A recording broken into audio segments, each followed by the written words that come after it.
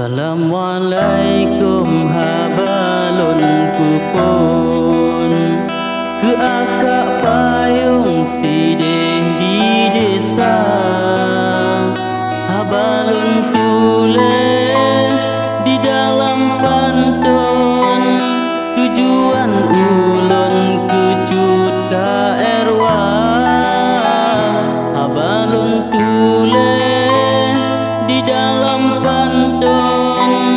tujuan ulun kecut ka erwa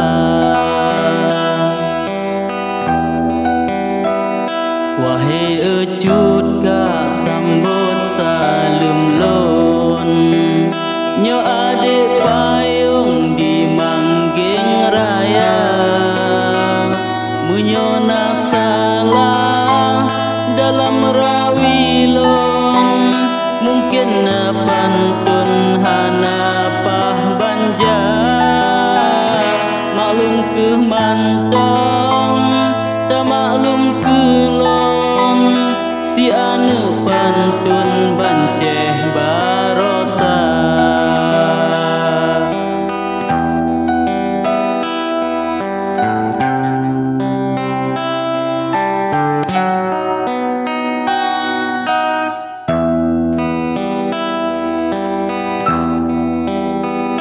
indah tajun ka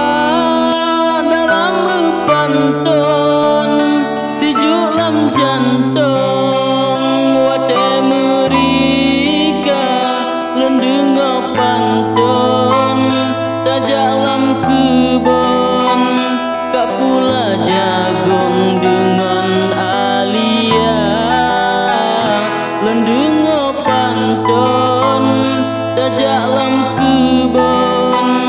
kak pula jagung dengan alia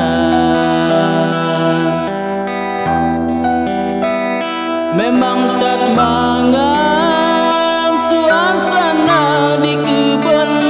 bebu dalam on mangan merasa wadelun kalong cut kamu pantun muduk-duk jantung rasa lam dada wadelon kalong cut kamu pantun muduk-duk jantung rasa lam dada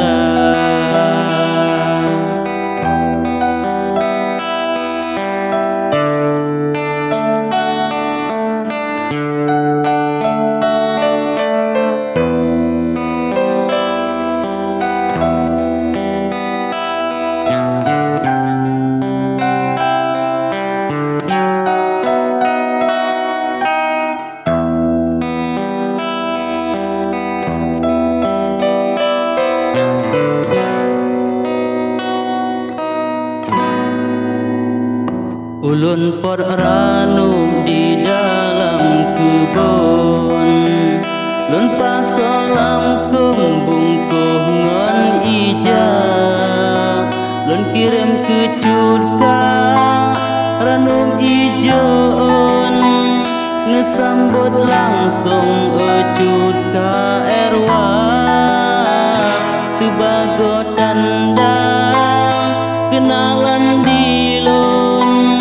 lewat rot pantun dalam media eno ke mantong haba dari lon ke akak payung di Nagan Raya semoga cutka sambut salem lon nyo harapan lon sambung cedara semoga cutka sambut salem lon nyo harapan lon sambung cedara